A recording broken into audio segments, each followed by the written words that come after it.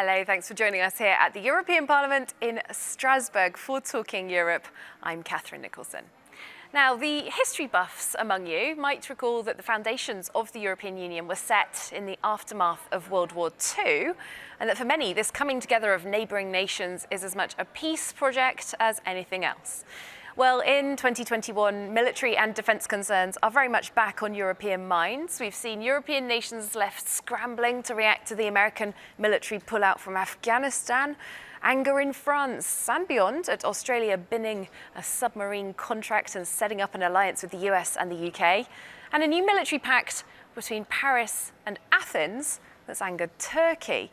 Well, the same question keeps returning with all these and other issues. Should European Union member states have greater direct military defence cooperation between themselves? What would this look like, and would it set up a clash with the transatlantic alliance, NATO?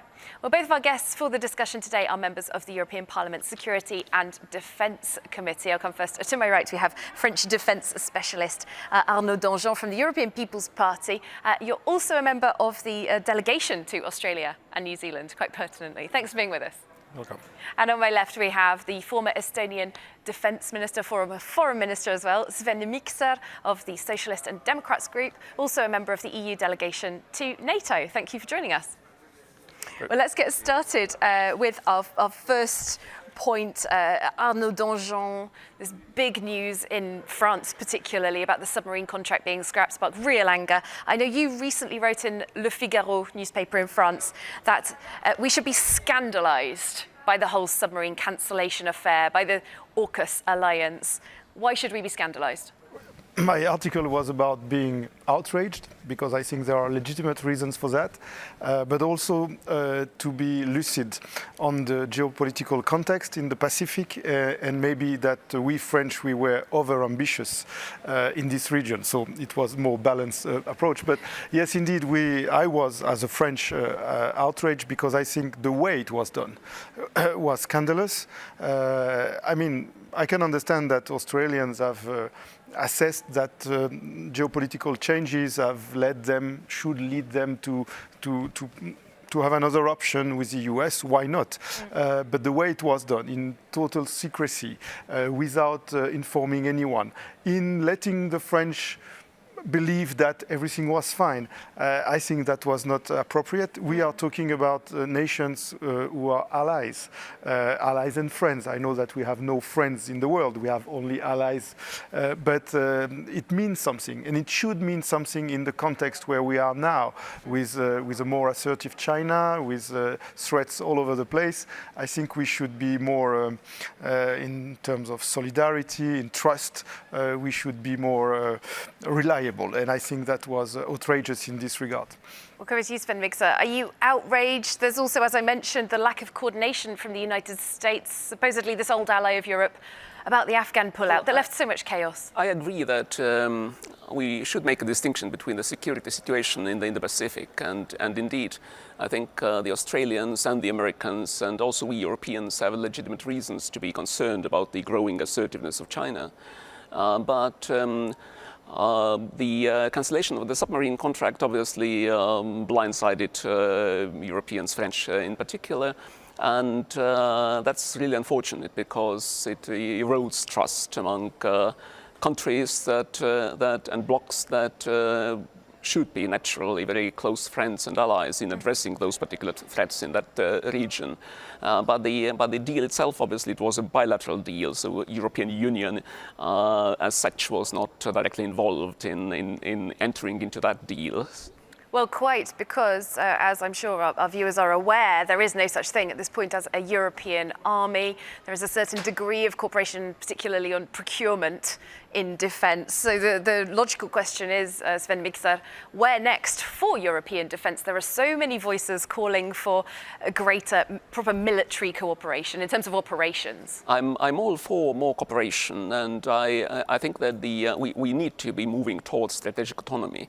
But I think we occasionally hear those shiny headlines of European army and the full integration of Europe's militaries, and I think that that's really a distraction to to a degree, because we would be taking too big a leap at once. I think we would be going even much further than NATO has gone, because in NATO, for example, you take a consensus decision to deploy forces to an operation, but then force generation actually happens by voluntary contributions, and costs lie where they fall. So I think there are a host of legal, technical, but also political questions that need to be very clearly answered before we go to the concept of European army.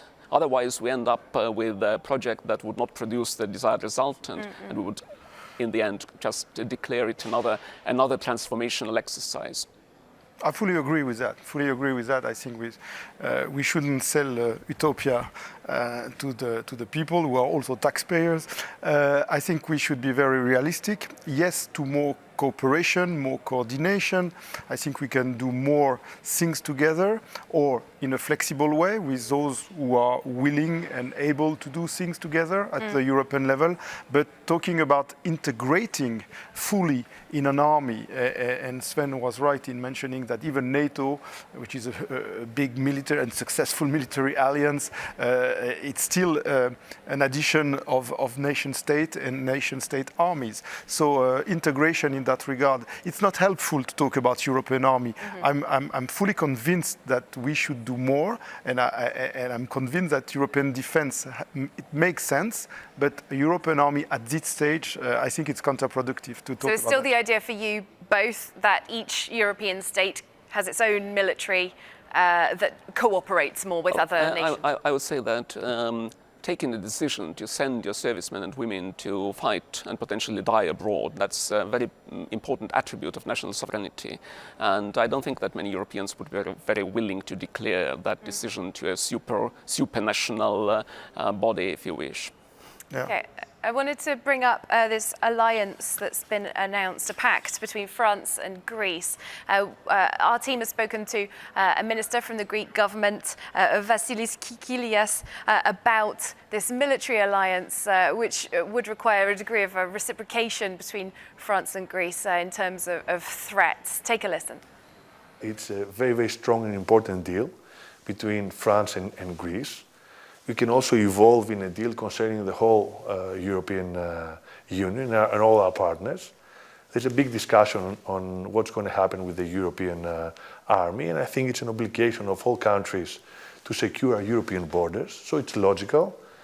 I think that Europe can evolve towards that term, and it's interesting to say, of course, there's some steps forward, some steps back, but I think it's of mutual benefit of all European countries to show strength and common understanding.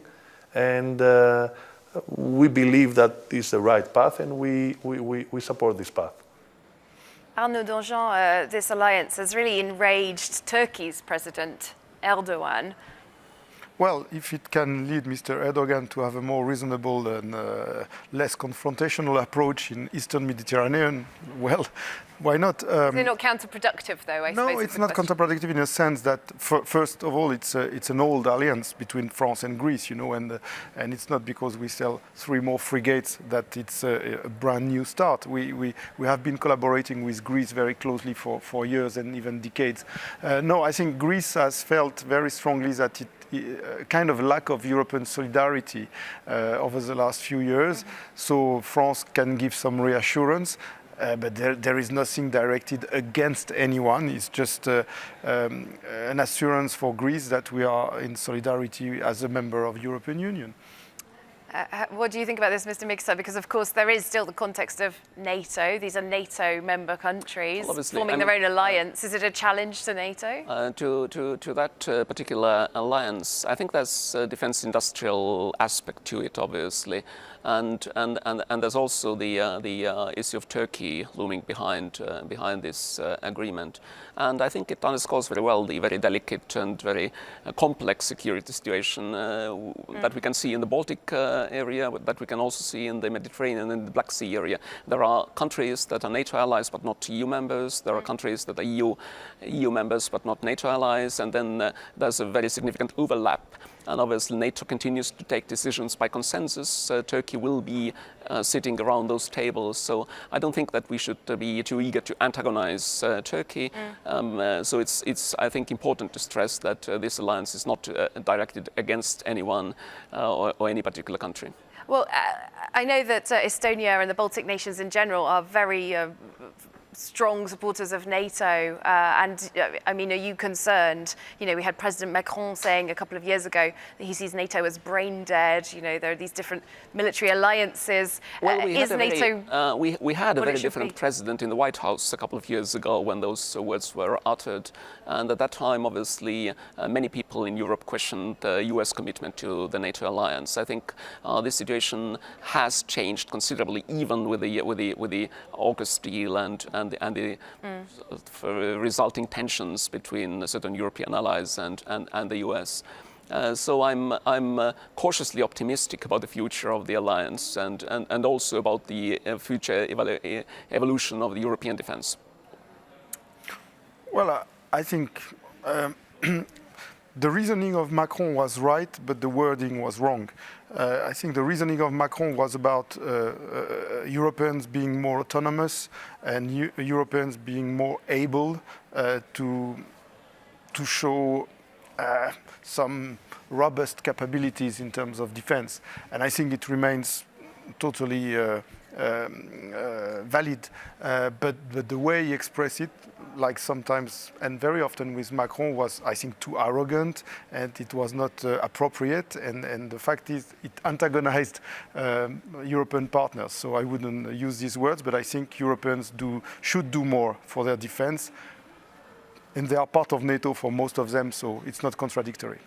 All right, we'll have to leave it there. I'd like to thank you both very much. I'm sure this is an evolving conversation we'll continue to have over many months to come. Sven Mikser, Arnaud Danjean, thank you. Thank you. Thanks to you for watching as well. Hope to see you soon on Talking Europe.